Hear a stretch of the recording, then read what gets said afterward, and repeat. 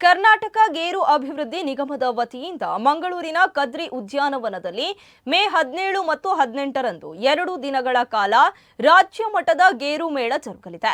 ಗೇರು ನಿಗಮದ ಅಧ್ಯಕ್ಷರಾದ ಮಮತಾ ಡಿಎಸ್ ಗಟ್ಟಿ ಅವರು ತಮ್ಮ ಕಚೇರಿಯಲ್ಲಿ ನಡೆಸಿದ ಸುದ್ದಿಗೋಷ್ಠಿಯಲ್ಲಿ ವಿಷಯವನ್ನು ತಿಳಿಸಿದ್ದಾರೆ. ಮೇ 17ರ ಭಾನುವಾರ ಬೆಳಗ್ಗೆ 11 ಗಂಟೆಗೆ ಸ್ಪೀಕರ್ ಯುಟಿ ಖಾದರ್ ಫರೀದ್ ಅವರು ಗೇರು ಮೇಳವನ್ನು ಉದ್ಘಾಟಿಸಲಿದ್ದಾರೆ. ಮುಖ್ಯ ಅತಿಥಿಗಳಾಗಿ ಆರೋಗ್ಯ ಮತ್ತು ಕುಟುಂಬ ಕಲ್ಯಾಣ ಹಾಗೂ ಜಿಲ್ಲಾ ಉಸ್ತುವಾರಿ ಸಚಿವ ದಿನೇಶ್ ಗುಂಡೂರಾವ್ ಗೌರವ ಉಪಸ್ಥಿತಿ ವಹಿಸಲಿದ್ದಾರೆ.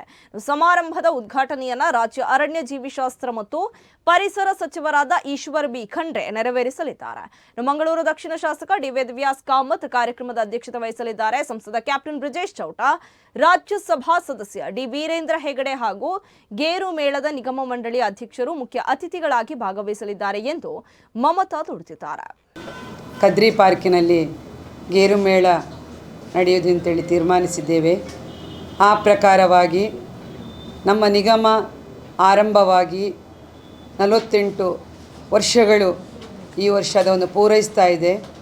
ಈ ಒಂದು ಸಂಭ್ರಮದ ವಾತಾವರಣದಲ್ಲಿ ನಮ್ಮ ಗೇರು ನಿಗಮದಿಂದ ಈ ಒಂದು ಕಾರ್ಯಕ್ರಮವನ್ನು ಪ್ರಪ್ರಥಮವಾಗಿ ಮಂಗಳೂರಿನಲ್ಲಿ ನಿಗಮದ ವತಿಯಿಂದ ಈ ಕಾರ್ಯಕ್ರಮವನ್ನು ಹಮ್ಮಿಕೊಂಡಿದ್ದೇವೆ.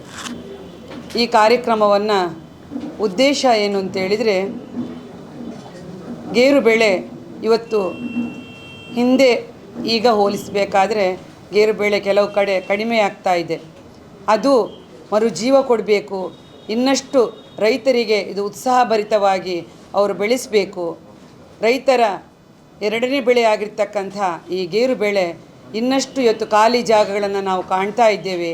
ಅದರಲ್ಲಿ ಗೇರು ಬೆಳೆಗಳಿಗೆ ಹೆಚ್ಚಿನ ಪ್ರೋತ್ಸಾಹವನ್ನು ಕೊಟ್ಟು ರೈತರು ವಾಣಿಜ್ಯ ಬೆಳೆಯಾಗಿ ಇದನ್ನು ಬಳಸಿದಾಗ ಖಂಡಿತವಾಗಿ ಕೂಡ ಅವರಿಗೆ ಇದರಿಂದ ಲಾಭದಾಯಕವಾಗ್ತದೆ ಎನ್ನುವಂಥ ಒಂದು ಹಿರಿಯರ ಮಾತುಗಳನ್ನು ನಾವು ಕೇಳಿಕೊಂಡಿದ್ದೇವೆ.